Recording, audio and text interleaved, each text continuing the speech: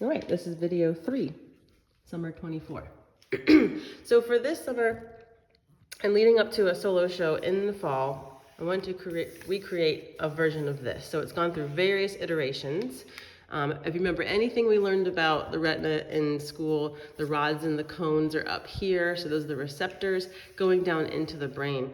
The concept overall is about climate change. And in a nutshell, that is, I'm looking at these are all damaged cells from Cajal's illustration. So these are all the cells of a drowned person, or scar tissue from a brain injury, or drowning or freezing to death, right? So I'm drawing a conceptual connection between damaged cells in this perception system as a metaphor for cognitive dissonance and climate change.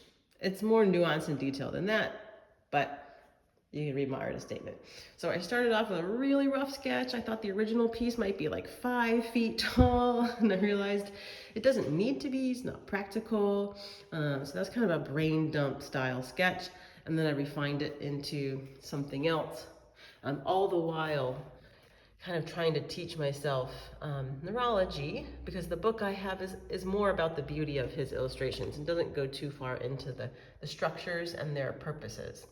So I figured a lot of it out myself, just so it helps me build the metaphor when I know what the actual anatomy is. I've never done a sketch this technical before, where I've kind of planning out all the textures from the palette over there. I've got some dipped nigella here going into this section. So this has been really helpful for planning. I tried to do it digitally in Procreate. I'm just not adept enough, so I still really like doing it by hand.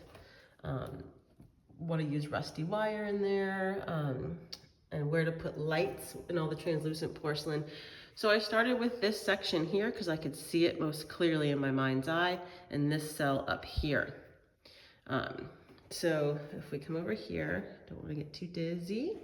That's what this dark structure is hanging out right here. So this is a black stoneware, and it's that center structure, and these were the long bits coming off of its bottom. So these holes that are in everything, oops. I'm not going to reshoot the whole video to get that out. You'll just have a little fright. All these like random weird holes that aren't very aesthetically pleasing, those are for lights to go in behind. So there'll be, dipped botanicals in these, covering these holes, but there'll be ambient lights glowing behind it. In these indentations here, there will be,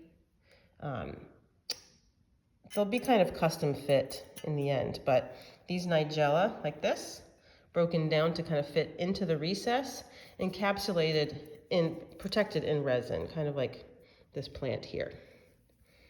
This one's not very interesting, but it's just an example. Can't really see what's going on in there. Anyways, I've come up with a way to create a little custom mold for each of these indents so that I can protect these.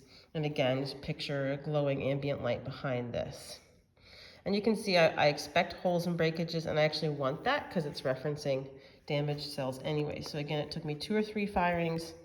Well, it took me 2 or 3 years, but then 2 or 3 firings this summer to get this level of detail and nuance in these nigella.